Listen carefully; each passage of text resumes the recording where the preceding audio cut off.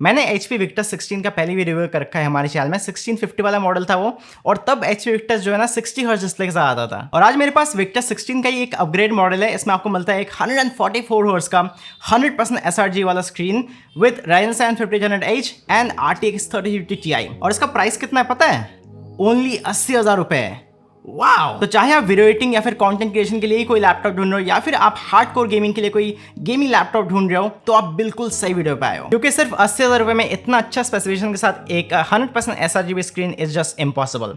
But Victus यहाँ पे आपको दे रहा है। तो चलिए जानते हैं HP विक्टस का ये वाला मॉडल कैसा है एंड क्या क्या इंप्रूव किया है HP ने अपने पुराने विक्टस मॉडल से, और इस लैपटॉप का बाकी सारी चीजों के बारे में हम लोग इस वीडियो में डिटेल में बात करने वाले हैं। तो अभी ज्यादा टाइम वेस्ट नहीं करते हैं, let's get straight into it.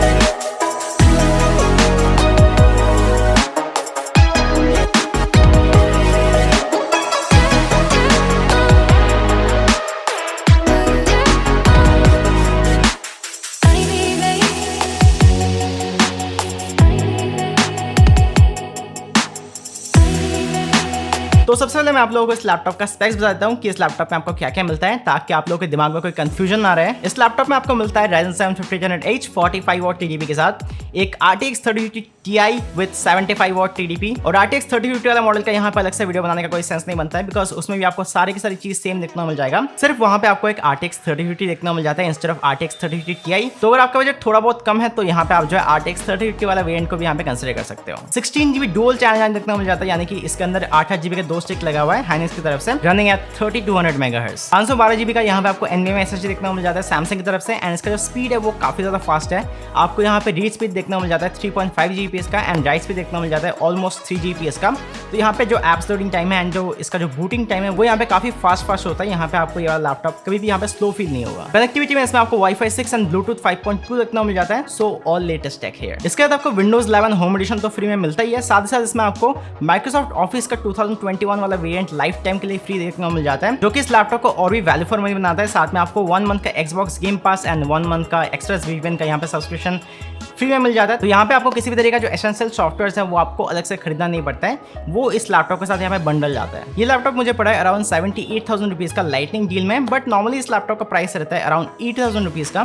तो हम लोग इस लैपटॉप को इस वीडियो में 8,000 रुपीज के हिसाब से यहाँ पे जज करेंगे। इसका Amazon लिंक मैंने डिस्क्रिप्शन में डाल रखा है, आप चाहते हो तो वहां से इसका जो करंट प्राइसिंग है उसको यहाँ पे चेकआउट कर सकते हो। अब डिजाइन की बात करें तो HP विक्टस किसी भी एंगल से कोई छोटा या फिर पोर्टेबल लैपटॉप नहीं है। ये एक एक्चुअली काफी बड़ा लैपटॉप है due to its 16.1 inch 3 side bezel display, जहां पर आपको दूसरे लैपटॉप में 15.6 इंच का डिस्प्ले देखने को मिल जाता है। तो मे बी ये सबको पसंद नहीं आएगा, बट मेरे लिए स्क्रीन जितना बड़ा होता है उतना ही ज्यादा मेरे को अच्छा लगता है। और इस लैपटॉप का मेन खास बात है इसका डिस्प्ले, जिसके बारे में हम लोग आगे चल के इस वीडियो में और डिटेल में बात करने वाले हैं। स्क्रीन के बीचों बीच में आपको एक 720p का वेबकैम देखने को मिल जाता है as usual with webcam indicator, और इसका जो क्वालिटी है वो कुछ इस तरीके दिखता है। तो गाइस मैं अभी इस लैपटॉप का वेबकैम से शूट कर रहा हूँ एंड आप देख सकते हो इसका क्वालिटी वगैरह कैसा है।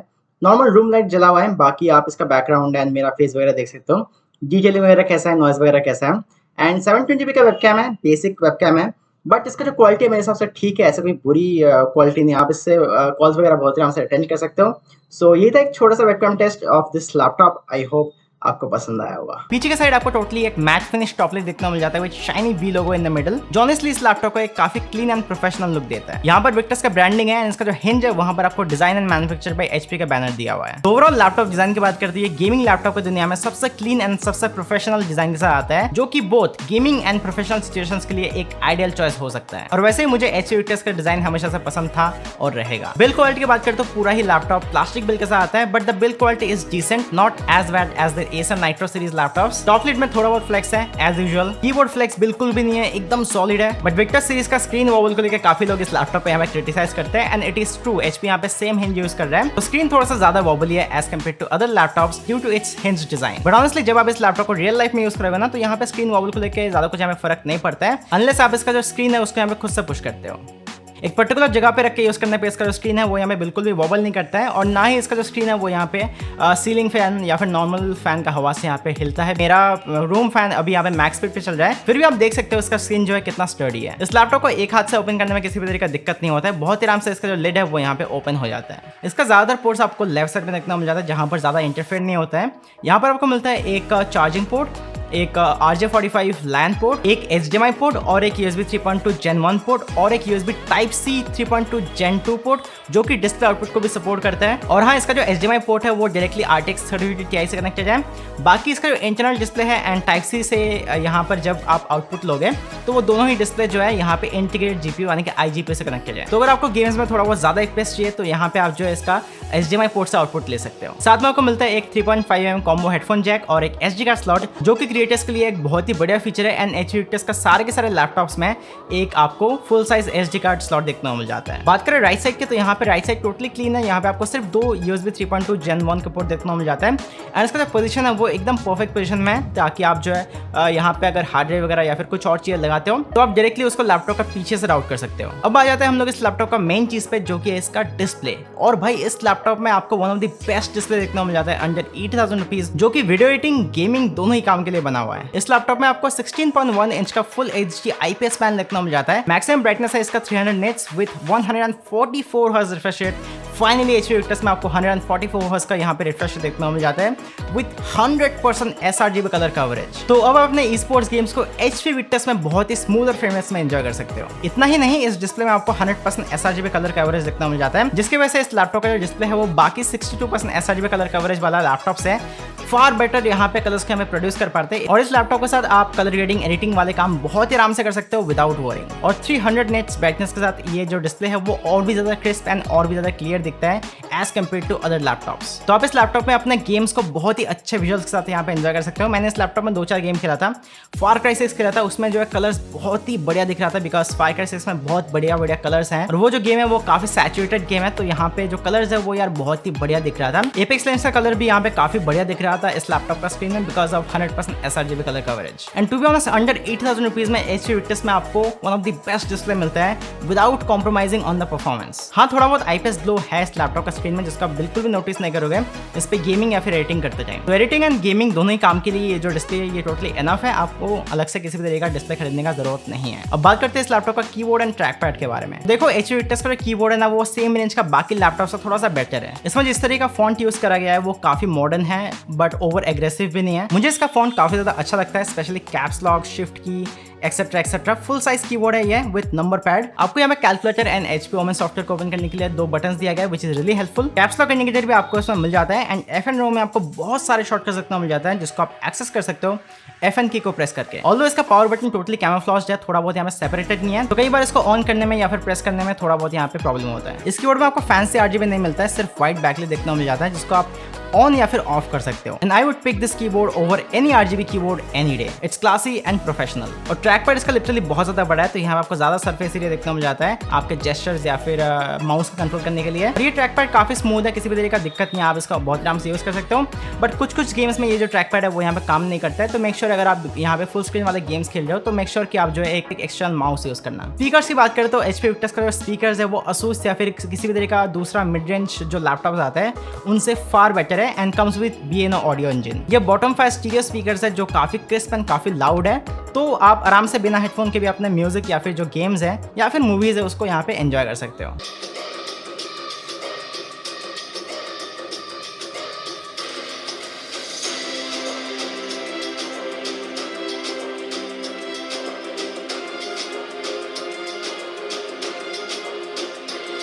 अब अगर इस लैपटॉप को आप खरीदते हो तो आप इसमें क्या अपग्रेड कर सकते हो? वेल आप इसका रैम को अपग्रेड कर सकते हो। बाय डिफॉल्ट ये 2 8GB स्टिक के साथ आता है बट अगर आप चाहते हो तो इसमें 2 16GB स्टिक ऐड करके इसका रैम को 32GB भी कर सकते हो। या फिर आप इसका स्टोरेज को भी अपग्रेड कर सकते हो। इस लैपटॉप में आपको 2 NVMe स्लॉट देखने को मिल जाता है M.2 वाले। एक में 512GB SSD ऑलरेडी लगा हुआ है, दूसरा खाली पड़ा हुआ है, वहां पे आप जो है एक 1TB या फिर 2TB का NVMe SSD लगा सकते हो। अब इस लैपटॉप का परफॉर्मेंस की बात करते हैं। इस लैपटॉप में जो हार्डवेयर लगा हुआ है ना लाइक 8 कोर 16 थ्रेड का Ryzen 7 5008, साथ में एक RTX 3080 Ti, साथ में 16GB रैम। और इस स्पेसिफिकेशन के साथ ये वाला लैपटॉप जो है कभी भी हैंग या फिर लैग वगैरह नहीं करता है। एंड ऑब्वियसली बात है यार 80,000 का लैपटॉप है तो आप लैग या फिर हैंग वगैरह यहाँ पे एक्सपेक्ट बिल्कुल भी नहीं करोगे। अब इसमें जो हाई ग्राफिक वाले गेम्स है उसको आप बहुत ही आराम से very high to ultra preset में खेल सकते हो बिकॉज इसमें आपको एक 1080p का स्क्रीन देखने को मिल जाता है। और 1080p स्क्रीन में गेमिंग करने के लिए मुझे लगता है एक RTX 3080 Ti ग्राफिक का टोटल इनफ है। आपको यहाँ पे 3060 का बिल्कुल भी जरूरत नहीं है। और 4K editing, graphic designing, coding, music production जो काम बोलो वो आप बहुत आराम से कर सकते हैं इस लैपटॉप में बिकॉज इसमें आपको एक 8 कोर 16 थ्रेड का Ryzen 7 का 5th जनरेशन प्रोसेसर लगा हुआ है, साथ में RTX 3050 Ti है, 16 GB रैम है आपके वीडियो एडिटिंग के लिए या फिर दूसरे ग्राफिक डिजाइन वगैरह के लिए। इसलिए मुझे लगता है कि अंडर 80,000 रुपीज में ये laptop one of the best laptop है। अगर आप ओवर स्पेंड नहीं करना चाहते हो तो गेट दिस। इवन इसका जो 3050 वाला मॉडल है वो भी इनफ रहेगा आपके किसी भी तरीका क्रिएटिव टास्क के लिए या फिर 1080p गेमिंग के लिए। अब जिनको नंबर्स में बिलीव है उनके लिए हमने इस सॉफ्टवेयर में बहुत सारे बेंचमार्किंग सॉफ्टवेयर रन किया है। तो हम लोग शुरू करते हैं Cinebench R23 का स्कोर से। Cinebench R23 में इस लैपटॉप को सिंगल कोर स्कोर मिला है around 1417 and multi core score मिला है around 11,807 points. 3D Mark Time software में इसको मिला है अराउंड 5981 का ओवरऑल स्कोर और ये है CPU एंड GPU का सेपरेट स्कोर। PC Mark 10 में इस लैपटॉप को मिला है अराउंड 6751 पॉइंट्स। Geekbench का सिंगल कोर स्कोर है around 1502 points and multi core score है अराउंड 8549 पॉइंट्स और ग्राफिक कार्ड के लिए CUDA स्कोर है अराउंड 72,111 और इसका स्टोरेज को भी हमने बेंचमार्क किया है 3D Mark storage benchmarking tool से। वहां पे इस लैपटॉप को मिला है अराउंड 2144 पॉइंट्स। इस लैपटॉप में मैंने कुछ सोनी का 4K 10-bit 422 160 MFPS का वीडियो फाइल्स को रेंडर करने का ट्राई किया था। 3 मिनट्स का वीडियो फाइल था वो। और सोनी का 10-bit वीडियो फाइल्स यार बहुत ज़्यादा हाई एंड वीडियो फाइल्स होता है जिसको यहाँ पे रेंडर या फिर एडिट करने में काफ़ी ज़्यादा स्ट्रगल होता है लैपटॉप या फिर पीसीस को। इसलिए मैंने इस लैपटॉप में इस वीडियो फाइल को रेंडर करने का ट्राई किया था इसका 4K video editing performance test करने के लिए। एंड ये जो वीडियो है 3 मिनट का वीडियो था एंड एक्जैक्टली इतना मिनट में यहाँ पे फिनिश हो गया। अगर आप इस लैपटॉप में नॉर्मल कैमरास का जो 4K फाइल्स है उसको यहाँ पे एडिट करने का ट्राई करते हो तो यहाँ पे आपका जो टाइमलाइन है वो यहाँ पे काफी हद तक स्मूथ रहता है, ज्यादा कुछ यहाँ पे लैग वगैरह देखने को नहीं मिलता है। बट मैंने एक स्टेप आगे जाके मैंने सोनी का A7 IV का जो 4K 10-bit 422 160 MFPS का जो वीडियो फाइल है उसको यहाँ पे एडिट करने का ट्राई किया या फिर रेंडर करने का ट्राई किया इसका 4K वीडियो एडिटिंग परफॉर्मेंस को यहाँ पे टेस्ट करने के लिए। एंड हाँ, इस फुटेज के साथ आपका जो टाइमलाइन है वो थोड़ा बहुत लैग ही रहता है बिकॉज ये काफी हैवी रॉ वीडियो फाइल है। बट स्टिल आप इसमें सोनी A7 IV या फिर A7S III का जो हैवी रॉ फाइल्स होता है वीडियो फाइल्स उसको आप एडिट कर सकते हो, ज़्यादा कुछ यहाँ पे आपको दिक्कत नहीं आएगा। But majority of the peoples के लिए ये जो प्रॉब्लम है वो यहाँ पे प्रॉब्लम क्रिएट नहीं करेगा बिकॉज सब लोग जो है 160 MFPS पर 10-bit 422 में रिकॉर्ड नहीं करते हैं। अब जब आप लैपटॉप लेने जाते हो या फिर खरीदने जाते हो तो यहाँ पे हीटिंग को लेकर काफ़ी ज़्यादा कंसर्न रहता है कि आपका लैपटॉप जो है कितना हीट करेगा। तो मैं यहाँ पे आपको एक बात बता दूँ कि आपका लैपटॉप का स्पेक्स जितना हाई होगा, जितना उसमें ज़्यादा कोर्स वाले CPUs लगा होगा, ज़्यादा यहाँ पे पावरफुल ग्राफिक कार्ड लगा होगा, आपका जो लैपटॉप है वो उतना ज़्यादा यहाँ पे हीट जनरेट करेगा। इस लैपटॉप के पीछे आपको एक बड़ा सा एग्जॉस्ट फैन देखने को मिल जाता है तो आपका जितना सारा गर्म हवा है वो आपके लैपटॉप के पीछे से निकलेगा। साइड में आपको किसी भी तरह का वेंट देखने को नहीं मिलता है which is a good thing because side में हम लोग माउस वगैरह यूज करते रहते हैं। और इनटेक वेंट्स इसका सिर्फ पीछे के साइड में है, 2 फैंस के नीचे, तो ये डायरेक्टली आपका जो यहाँ पे एयर है वो यहाँ पे इनटेक लेता है। तो अगर आप इस लैपटॉप को थोड़ा बहुत एलिवेट करके गेमिंग करोगे तो यहाँ पे आपको थोड़ा सा ज्यादा बेटर कूलिंग मिलेगा बिकॉज इसका जो यहाँ पे एयर इनटेक्स है वो आपको लैपटॉप के नीचे देखने को मिल जाता है। और साथ ही साथ इस लैपटॉप में आपको एक बहुत ही पावरफुल CPU देखने को मिल जाता है तो हीट थोड़ा सा ज्यादा जनरेट होता है। अभी यहाँ पे हमारा एक्सट्रीम समर सीजन चल रहा है, हमारा जो रूम टेम्परेचर रहता है वो रहता है अराउंड 30 से लेकर 32 डिग्री तक का। और इस सिचुएशन में हमारा ये वाला लैपटॉप का जो नॉर्मल टेम्परेचर रहता है जब आप इसमें लाइट वर्क वगैरह कर रहे हो तो CPU रहता है अराउंड 60 से लेकर 63 डिग्री तक का और ग्राफिक का टेम्परेचर रहता है अराउंड 40 से लेकर 42 डिग्री तक का। बिकॉज जब आप नॉर्मल काम करते हो, लाइट वर्क करते हो तो आपका जो डेडिकेटेड ग्राफिक कार्ड है वो यहाँ पे डीएक्टिवेट या फिर इनएक्टिव रहता है, आपका सारा का सारा काम जो है IGPU से होता है। बट जब आप इस लैपटॉप में घंटों घंटों तक लगातार गेमिंग करते हो तो आपका जो CPU है वो यहाँ पे काफी ज्यादा यूज होता है। तब कभी कभार कुछ गेम्स में इसका CPU टेम्परेचर है वो यहाँ पे 100 डिग्री तक का भी यहाँ पे टच कर देता है। ज्यादातर हैवी लोड के टाइम इसका जो CPU टेम्परेचर है वो अराउंड 90 to 93 डिग्री के बीच में रहता है। बिकॉज ये एक्सट्रीम समर सीजन है तो ये जो टेम्परेचर है ये काफी नॉर्मल है लैपटॉप्स के लिए। बट एक चीज मैंने इस लैपटॉप में नोटिस किया, जब इसका CPU टेम्परेचर 100 डिग्री पे यहाँ पे टच करता है तब भी इसका जो आउटर बॉडी है वहां पर ज्यादा हीट फील नहीं होता है। तो ऐसा कोई दिक्कत नहीं है अगर आप इस लैपटॉप को लेने का सोच रहे हो एंड समर सीजन में आप जो हैवी गेमिंग करने का सोच रहे हो तो मेक श्योर कि आप इसके साथ एक कूलिंग पैड यूज करें और उससे काफी ज्यादा टेम्परेचर ड्रॉप भी होता है एंड काफी सस्ता भी आ जाता है। HP Victus का एक बड़ा प्लस पॉइंट है इसका बैटरी, जहां पर सेम प्राइस रेंज में बाकी सारे जो ब्रांड्स आते हैं जैसे कि Acer, उसके बाद यहाँ पे Dell G15, उसके बाद यहाँ पे Lenovo IdeaPad, उसके बाद और भी HP Pavilion, ये सारे ही लैपटॉप्स में आपको एक 54 वाट आवर का बैटरी देखने को मिल जाता है। चाहे आप उसमें Ryzen 7 वाला वेरिएंट ले रहे हो, चाहे आप उसमें Ryzen 5 वाला वेरिएंट ले रहे हो। बट HP Victus में आपको एक बड़ा सा 70 वाट आवर का बैटरी देखने को मिल जाता है जो कि काफी लॉन्ग लास्ट करता है। साथ में 200 वाट का चार्जर के साथ ये जो लैपटॉप है वो यहाँ पे 30 मिनट्स पर 50% चार्ज हो जाता है। 1 आवर में इसका जो बैटरी है वो यहाँ पे 75% तक का चार्ज हो जाता है एंड 2 आवर में इसका जो बैटरी परसेंटेज है वो यहाँ पे 94% तक चार्ज हो जाता है। लास्ट का 6% है उसको यहाँ पे ये लैपटॉप काफी स्लोली चार्ज करता है जिससे कि आपका जो बैटरी लाइफ है वो भी यहाँ पे इंक्रीज होगा तो इसका बैटरी का 0 to 100% चार्ज होने में लगता है around 2 hours 20 minutes. Actual battery backup की बात करें तो ऑफ कोर्स आप जो है ऑन बैटरी गेमिंग तो नहीं करोगे, राइट। तो इस लैपटॉप में मैंने थोड़ा बहुत इंटरनेट ब्राउजिंग किया, बहुत सारे वेब सीरीज देखा, 2-4 चीजें डाउनलोड किया, 2-4 गेम्स यहाँ पे इंस्टॉल किया। स्क्रीन ब्राइटनेस रखा था मैंने इसका 45% पर, बिकॉज ये 300 इसका डिस्प्ले है, बहुत ज्यादा ब्राइट है। कीबोर्ड बैकलाइट हमेशा ऑन था, क्वाइट मोड ऑन था। इस सिचुएशन में मुझे इस लैपटॉप से अराउंड 6 आवर्स 45 मिनट्स का बैटरी बैकअप मिला है, जो कि काफी बढ़िया बात है इसका जो हार्डवेयर है उसको देखते हुए। तो बैटरी बैकअप आपको इस लैपटॉप में बहुत ही बढ़िया देखने को मिल जाता है। 70 watt hour battery is quite sufficient for this kind of laptop. HP Omen gaming hub software से आप इस लैपटॉप में ज्यादा कुछ नहीं कर सकते हो, बस इसका जो यहाँ पे प्रोफाइल्स है, परफॉर्मेंस प्रोफाइल्स जैसे कि quite, default and performance mode, उनके बीच में स्विच कर सकते हो।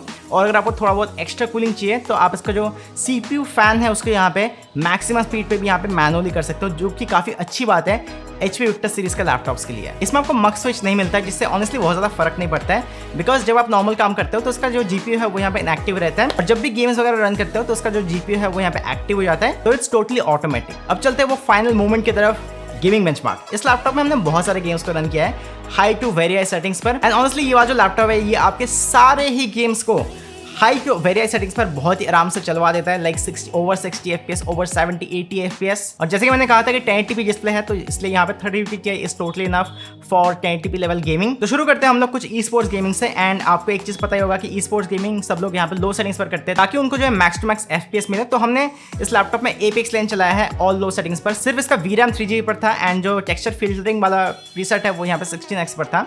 और इस प्रीसेट में ये वाला जो गेम है इस लैपटॉप में आपको देता है अराउंड 128 FPS का एवरेज, तो ऑलमोस्ट 144 FPS टच कर रहा है। तो यहाँ पे आप इसके जो 144 हर्ट्ज वाला स्क्रीन है उसको यहाँ पे टोटली यूटिलाइज कर सकते हो एपेक्स लेजेंड के साथ। फिर हमने COD वॉरज़ोन जैसे heavy RAM, heavy CPU usage वाले गेम्स को भी चलाया है इस लैपटॉप में ऑल लो सेटिंग्स पर, बिकॉज ये भी एक ई स्पोर्ट्स गेम है। इस गेम में ये वाला लैपटॉप से अराउंड 91 FPS का एवरेज मिल रहा था, और DLSS ऑन करने के बाद ये वाला जो लैपटॉप है वो अराउंड 101 FPS का एवरेज दे रहा था। तो यहाँ पे DLSS के साथ 10 FPS का बूस्ट देखने को मिल जाता है आपके इस गेम में, और 10 FPS बूस्ट यार काफी ज्यादा ह्यूज है, एंड यही जो है RTX 30 सीरीज का एक बहुत बड़ा बेनिफिट है। फिर हमने वैलोरेंट भी टेस्ट किया था ऑल लो सेटिंग्स पर, और इस गेम में अराउंड 267 FPS का एवरेज मिल रहा था, जो कि मोर देन इनफ है। आप इस वैलोरेंट वाले जो गेम है उसको यहाँ पे हाई सेटिंग्स पर भी खेल सकते हो, उसमें भी आपको जो है 144 FPS देखने को मिल जाएगा।